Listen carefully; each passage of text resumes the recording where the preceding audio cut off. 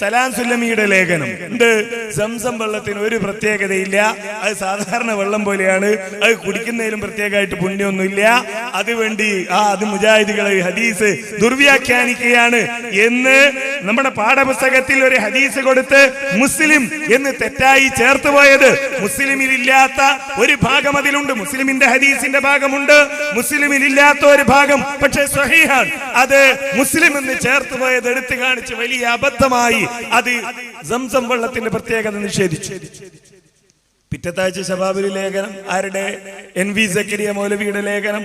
Zamzam വെള്ളത്തിന്റെ പ്രത്യേകത ഒരിക്കലും നമ്മൾ തള്ളാൻ പാടില്ല, അത് സ്വഹീഹായ ഹദീസുകളിലൂടെ സ്ഥിരപ്പെട്ടതാണ് എന്നൊക്കെ പറഞ്ഞുകൊണ്ട് ആര് പറഞ്ഞതാ സ്വീകരിക്കേണ്ടത്?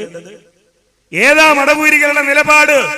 ഇസ്ലാമിക പ്രമാണമനുസരിച്ച് മടവൂരികൾക്ക് നിലപാട് പറയാൻ കഴിയോ?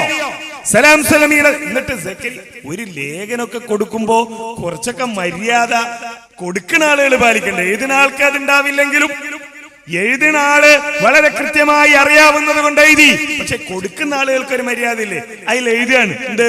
നബി സല്ലല്ലാഹു അലൈഹി വസല്ലം ഒക്കെ ഒരു കുടുംബ ഡോക്ടർ ഉണ്ടായിരുന്നു, ഫാമിലി ഡോക്ടർ അള്ളാഹുവിന്റെ റസൂൽ ഉണ്ടായിരുന്നു എന്ന് എഴുതിയിട്ടുണ്ട് സലാം സുല്ലമി.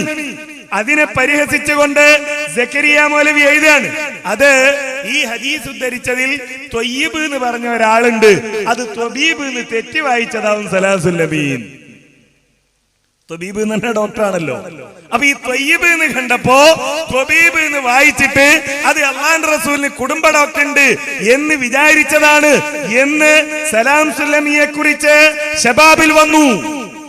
ത്വയ്യിബും ത്വബീബും അറിയാത്ത സലാം സുല്ലമിയെയാണോ മടവൂരികൾ അംഗീകരിക്കുന്നത്? അതല്ല, ഈ ആളുകളെയാണോ?